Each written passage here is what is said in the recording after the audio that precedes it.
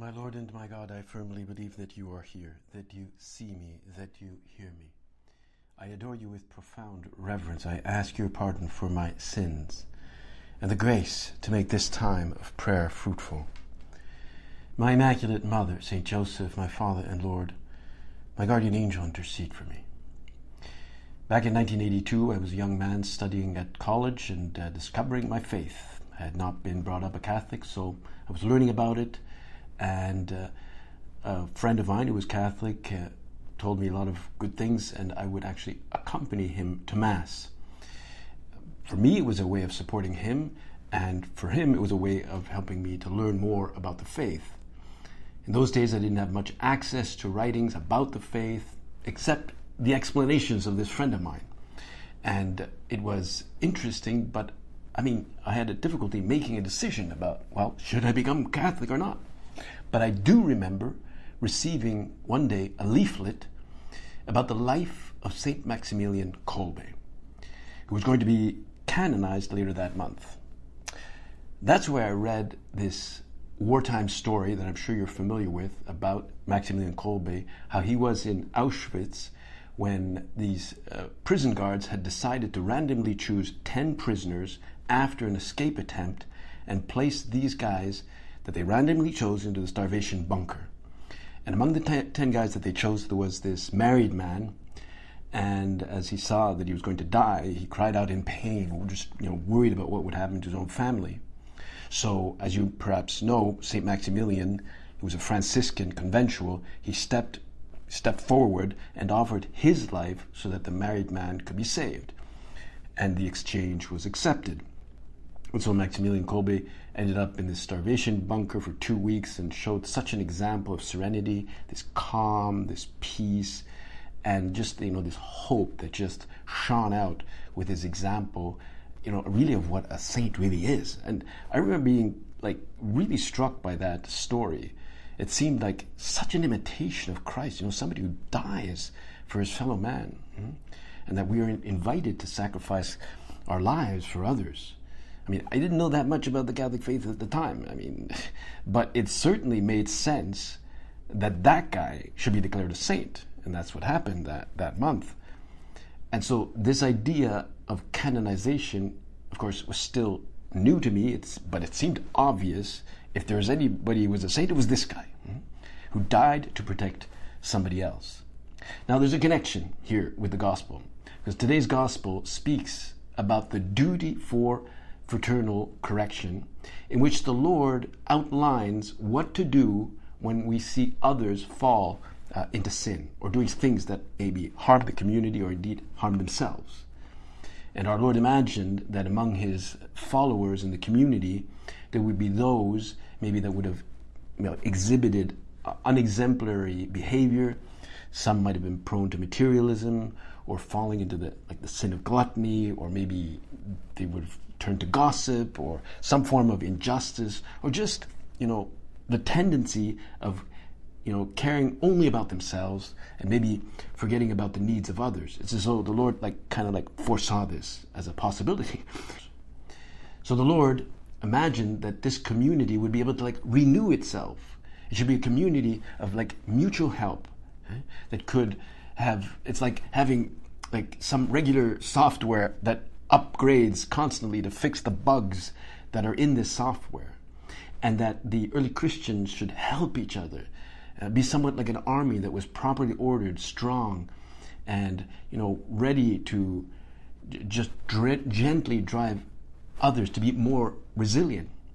And of course, one expression of this sort of constant upgrading of software is fraternal correction, something that is fairly clear, but not always easy to practice.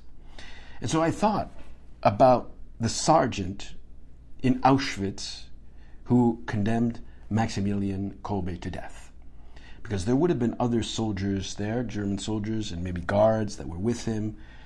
Some of them might have, maybe some of them were Christian or maybe Catholics.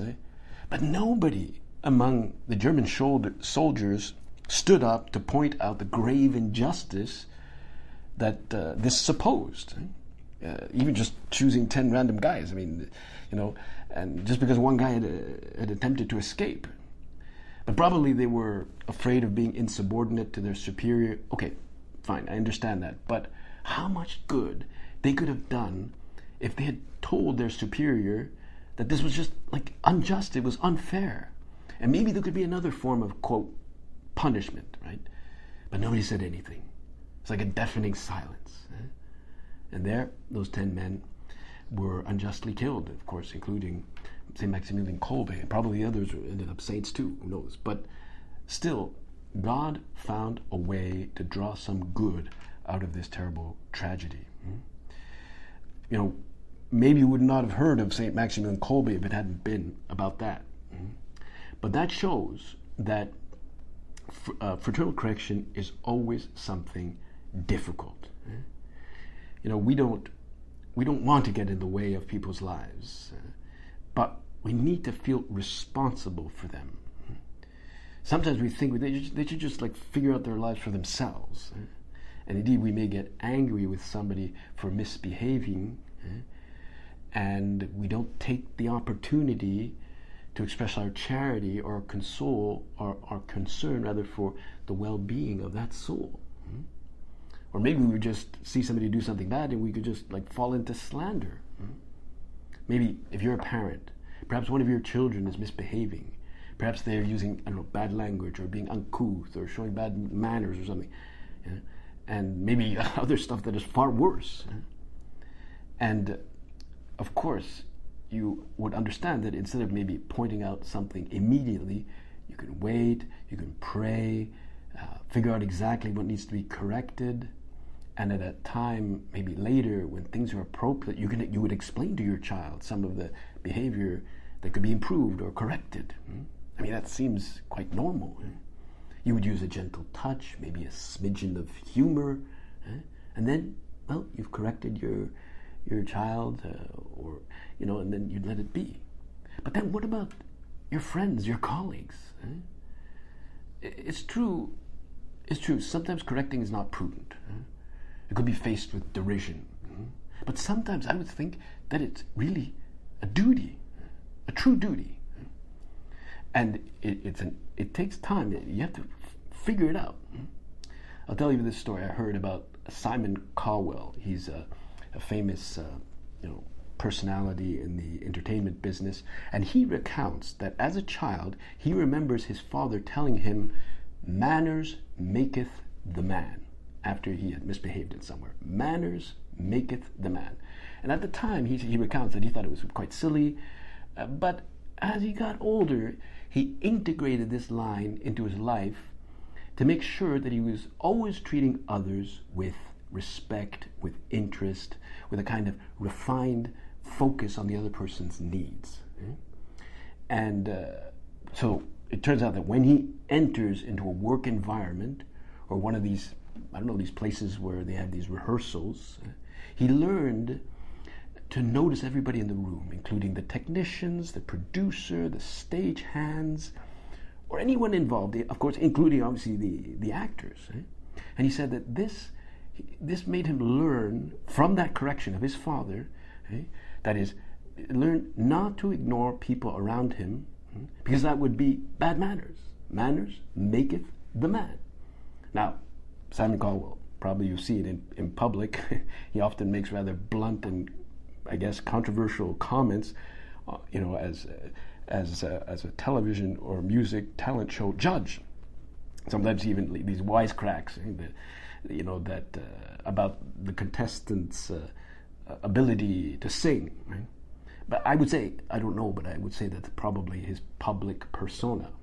I'm told that in person he's quite attentive, he's quite kind, and probably that kindness, that attentiveness, this interest in others has led him to discover great talents. Like Susan Boyle, a great talent. If you remember her, you can look her up. Right? Susan Boyle, a great talent. So we must pray about the responsibility that we have to help others through fraternal correction. How often we may have stayed silent about some scandalous behavior or even some unchristian remarks, and think, well, it's not my business. How many people's lives might we have changed for the better? Because they've been corrected. Maybe it's a small area, but maybe a bigger area. And correcting someone can help them see better the effect of their words or their behavior. And naturally, we can't go for the jugular. We have to be kind. We have to be refined. We have to know how to do this. We have to have a certain trust. I understand it's not easy. It can be delicate. But the Lord emphasizes really the responsibility we have for souls. It doesn't mean we're better. We too need to be corrected. But I imagine Jesus was hoping that he placed us, he placed us next to that colleague, so we could delicately help that colleague or that friend to improve, to open horizons of sanctity. This is what we can ask today St. Maximilian Kolbe, to help us, discover how we can live this, I would call it a duty, to live fraternal correction. I thank you, my God, for the good resolutions, affections, and inspirations you have communicated to me in this meditation. I ask you help to put them into effect. My Immaculate Mother, St. Joseph, my Father and Lord, my guardian angel, intercede for me.